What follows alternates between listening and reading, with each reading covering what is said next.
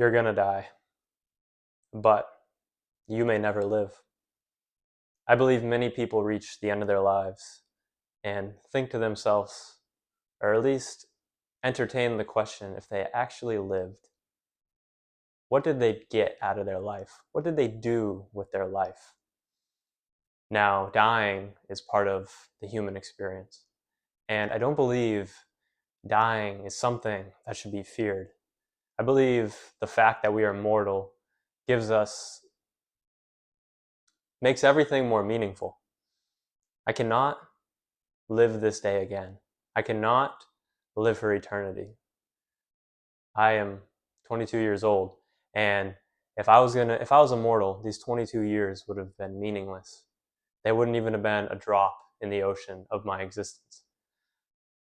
But the fact that I am mortal and probably lived about a quarter of my life, if not more, is is pretty crazy when you think about it. And I don't know if I've lived. I've existed 22 years, but I only think I've lived about 1 or 2 years. And that's the scary part. The scary part is dying without ever living, because death, as I just put it, gives everything meaning. You know, people often talk about the fear of missing out, but I like to think of it as the joy of missing out, because you can't do everything, and that gives what you're doing meaning. If you could learn every skill, if you could learn every language, if you could read every book, if you could see every sight in the world, travel to every country, city, town, then the choice that you make wouldn't have that much meaning. But the fact that you choose to go spend a week somewhere, or you choose to spend a year learning the guitar or learning Spanish, it gives it meaning because you only have a finite time here. So I think it's better to think about the joy of missing out than the fear of missing out, because you can't do everything and you have to choose wisely what you do. This is why you have to learn to say no.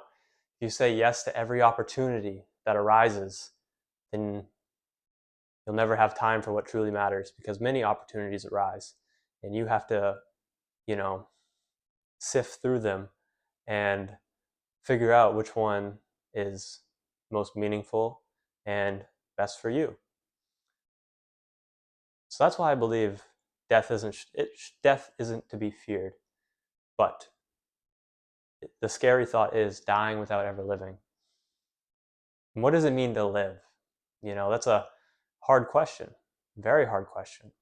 And first off, I want to get out of the way. It's different for everybody. My ideal life may be your nightmare life. So don't look at other people. Don't don't look at someone who's, so-called happy and say, "Oh, I want that."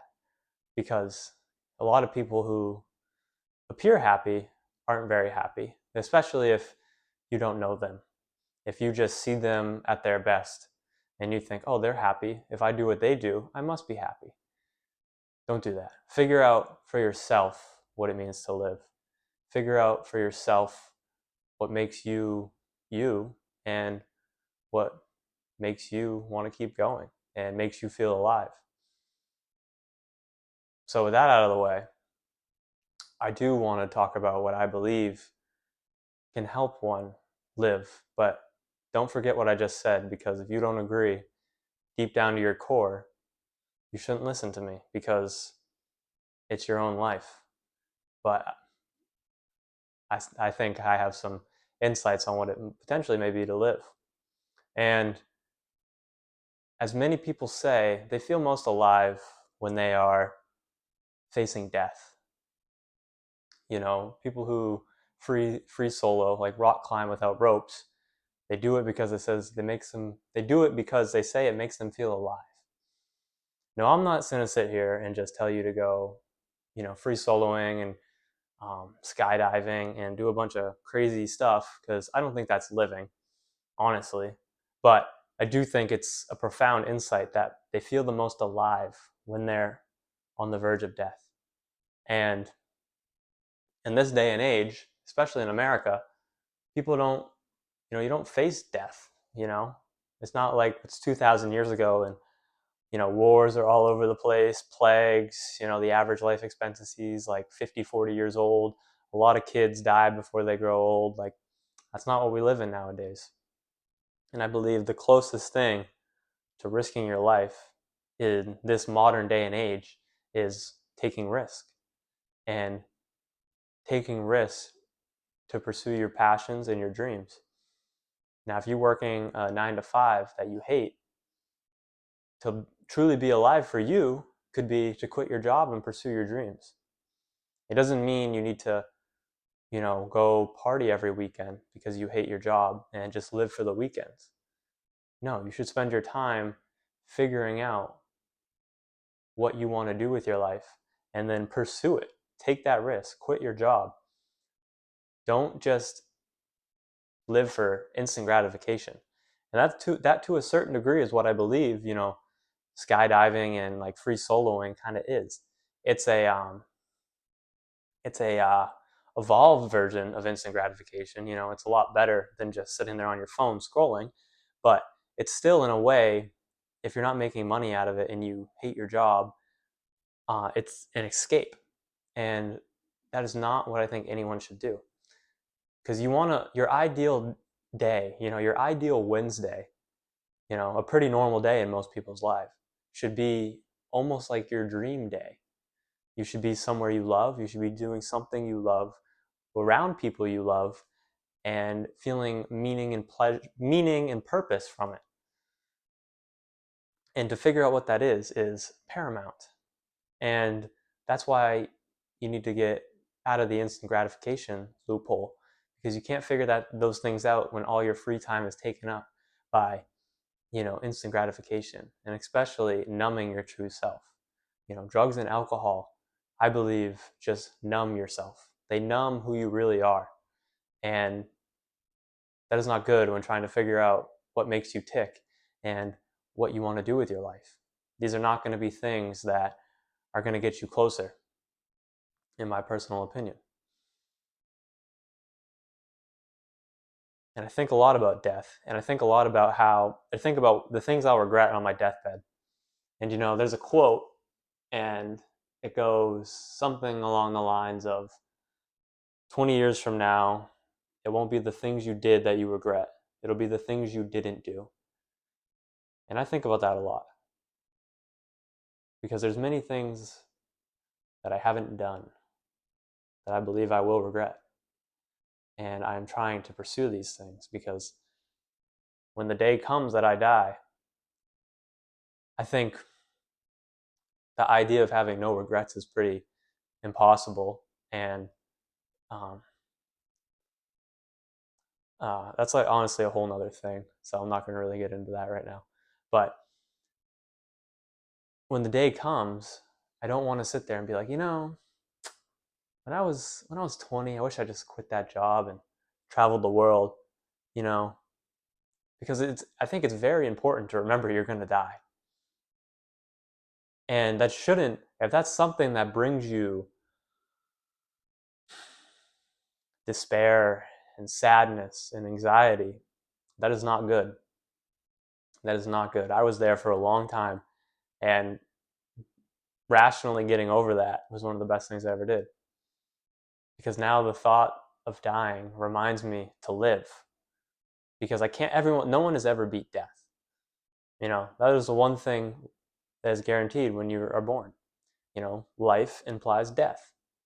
But then don't forget that death implies life. So if you want to live, you must die. And if you're going to die, that means you're living. But you may not be alive. But I think constantly reminding yourself that you're going to die one day can help you not get so overwhelmed by the trivial things, by meaningless things. And it can also help you take risk. Imagining working a job that you hate for 40 years to retire for, 10 years, get sick and die. Yeah, you had some fun weekends. You took some nice vacations with your family, but what's the point? Really, what's the point? You might as well chase your dreams, become the person you know you are, and take risk. You're going to die anyways. What you want to do may be risky, but life's even riskier. You're not going to make it out alive. So just live. Just live. And like I said, it's different for everybody. So you can live a good life even working a 9-to-5 job. But it has to be something you really want to do. I'm not going to sit here and say everyone needs to, start their own business, travel the world, and, become millionaires to have a good life. I don't think that's the case. And I think often money can ruin people's lives. And I think often money ruins people's lives.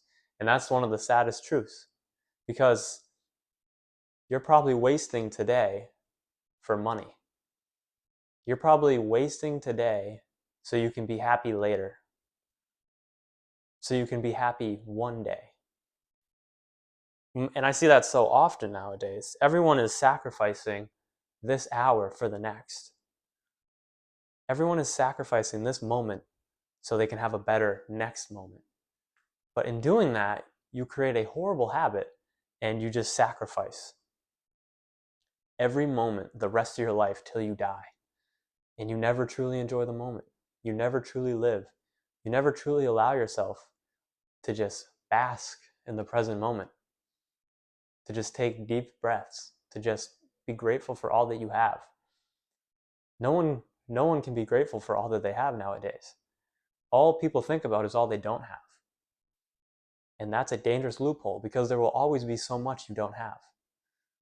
Even people like Elon Musk and Jeff Bezos, there's things that they don't have. So why do you believe a certain dollar amount will get you to a point where you can finally live and you can finally drop all your desires, all your wants, and just enjoy? It's ludicrous. It's insane. And you're wasting your life for a future that's not going to come. The to-do list will never be empty. There's always going to be stuff to do. You're going to die with a very long to-do list. And you got to come to terms with that. But these insights, like I'm saying, should not bring you despair. They should bring you joy. It takes the weight off your shoulders that you don't need to do anything. You really don't. You get to do so much, but you don't need to do anything. You can just exist. You can just be. And constantly reminding yourself that one day you're going to die can help you so much. Take risk. It can help you so much not worry, because worrying is so trivial. What a waste of time worrying is. As it is written, has worrying added even a single moment to your life? No. It's a waste of time. It's a waste of time, and it takes you out of the moment.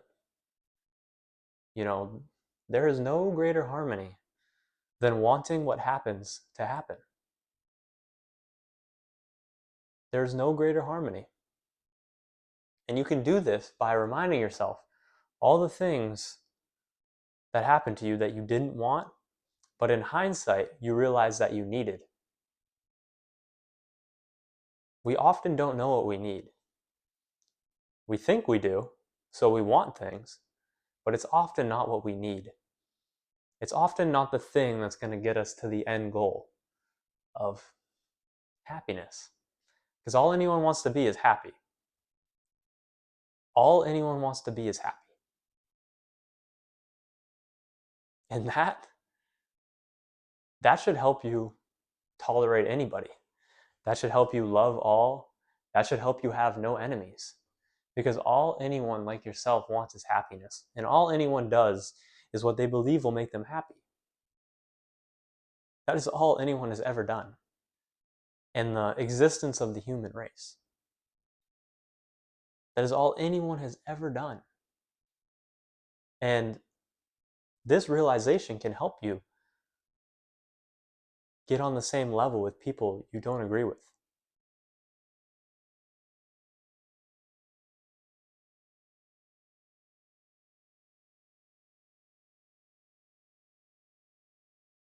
Got a little off topic, but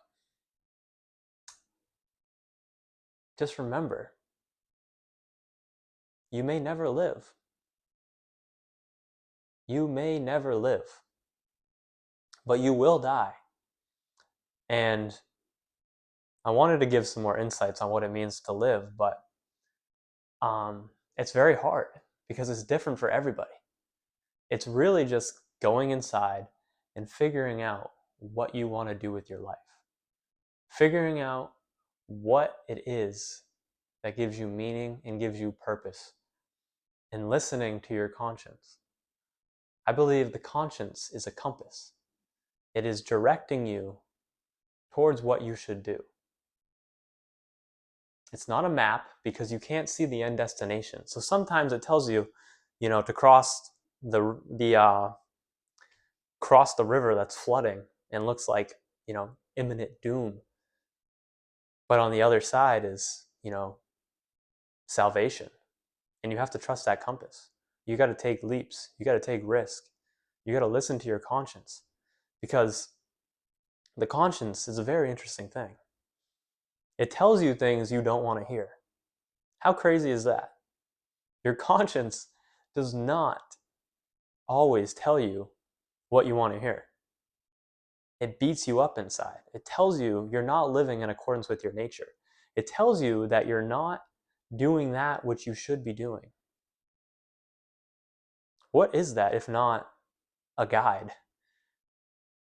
That's why I think things like envy and things.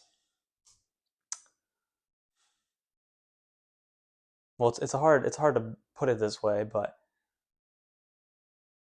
if you feel envy to a certain extent about someone who is living a life, usually that is jealousy. And usually it means that you want to live that life. You don't feel envy towards people that don't have something that you don't think you want.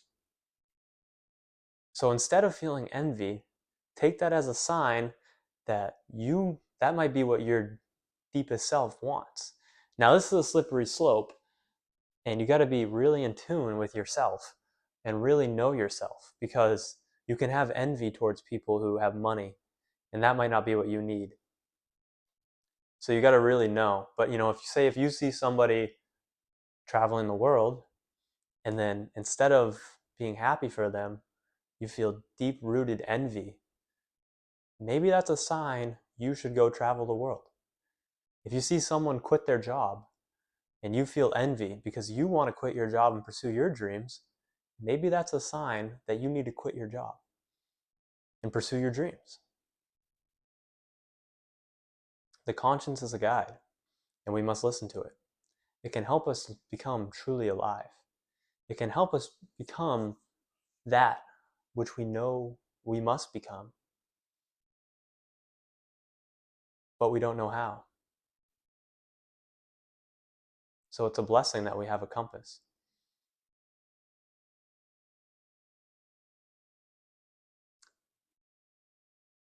So I'll leave you with how I started the video. You're going to die, but you may never live.